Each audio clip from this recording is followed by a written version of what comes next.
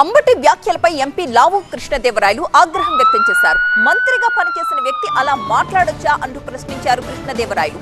ఏపీలో ప్రతిపక్ష నేతలు దిగజారి వ్యవహరిస్తున్నారని, గొడవ చేస్తే ఫేమ్ వస్తుంది అనుకోవడం పొరపాటన్నారు కృష్ణదేవరాయలు. దారుణమైన కల్చర్ ఒకటి సెట్ చేస్తూ ఉన్నారు.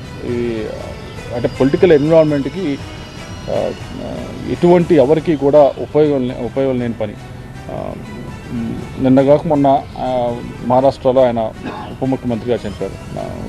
సరే, చాలా ఎలక్షన్స్లో వీటిలో చాలా గట్టిగా పోరాడారు. కానీ అక్కడ ఎక్కడా కూడా ఎవరు కూడా ఒక మాట కూడా పిచ్చిగా మాట్లాడిన మనం చూడలేదు కదా. మరి అంత వాళ్ళు మెచ్యూర్గా ప్రవర్తిస్తున్నప్పుడు ఇక్కడేమో వచ్చింది, ఇక్కడేం ప్రాబ్లం వచ్చింది? ఆంధ్ర రాష్ట్రంలో బాగా చదువుకుంటున్నారు.